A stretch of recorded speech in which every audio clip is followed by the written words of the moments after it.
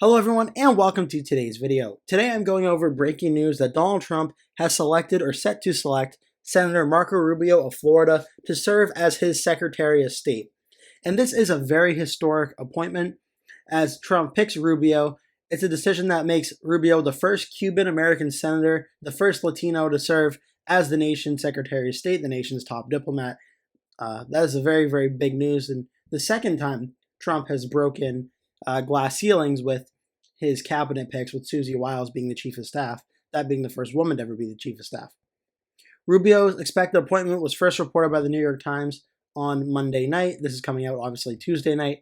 But the 53-year-old Florida Senator Marco Rubio has long warned of the threat posed by the country and foreign adversaries such as China and Iran, and he will now be the Secretary of State for Donald Trump. Rubio, the son of Cuban exiles, has represented Florida in the U.S. Senate since 2011 when he won the election in November of 2010. He serves as the vice chairman on the Intelligence Committee in the Senate and is a member of the Senate Foreign Relations Committee. It's also worth noting that Marco Rubio was a finalist to be Donald Trump's VP back in the summertime. So there's a lot of very fascinating news about here. For one, having Marco Rubio as Trump's Secretary of State, politically it's very interesting. It's a situation of Trump and Rubio mending together and being friendly since their campaign in 2016. They have obviously become very friendly since then, and obviously Trump trusts Marco Rubio to fulfill Trump's agenda and policies as Secretary of State. So this is a very good appointment from that situation. As for Marco Rubio and his Senate seat itself, we're going to look, that's Arizona, we're going to look at Florida, where we're going to go to the Senate map really quick. In 2022, Marco Rubio was elected and reelected, by 16.4%.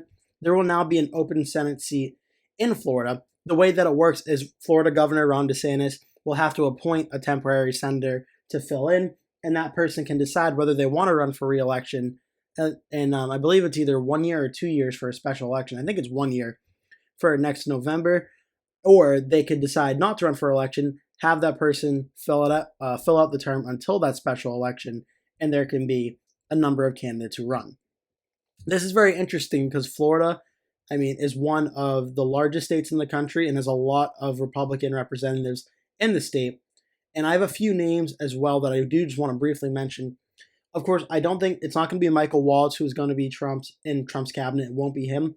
But Representative Matt Gaetz is certainly a possibility for someone who could potentially run in a Senate primary.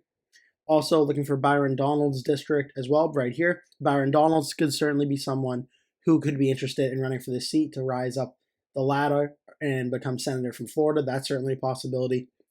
I also don't think it's totally out of the realm of possibility. Ron DeSantis himself runs for this Senate seat when maybe he appoints someone to serve in the seat temporarily with a condition that they're not going to run for re-election, and that leads to Ron DeSantis running for the seat.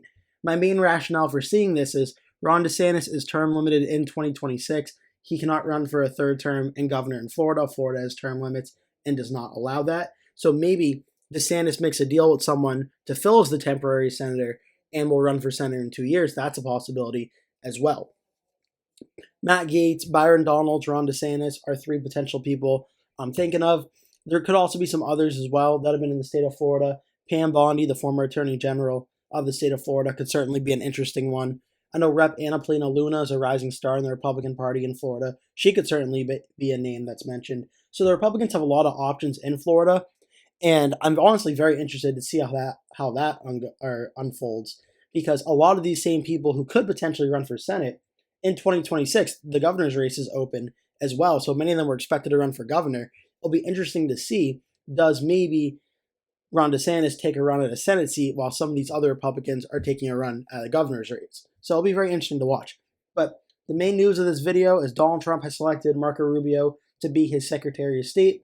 That is one more member of Trump's cabinet filled, and hopefully the last news we get tonight before I have to make a fifth or sixth video today. So that's just a quick update on what's going on. Thank you so much for watching. Please give this video a like, click subscribe, share with your friends and family, and I hope to see you in a future video. That will do it for today's video. Thank you so much for watching. If you enjoyed the video, please remember to give it a like. And if you really liked it, please remember to click the subscribe button And make sure you turn post notifications on so you always get notified when I post a new video. That way you never miss one. Also, please remember to share this video with your friends and family if you really like the video. And remember to stay tuned because I'll be posting at least one video every single day leading up until Election Day. So I'd really appreciate it if you keep coming back and watching those videos. Thank you so much for watching, and I hope to see you in a future video.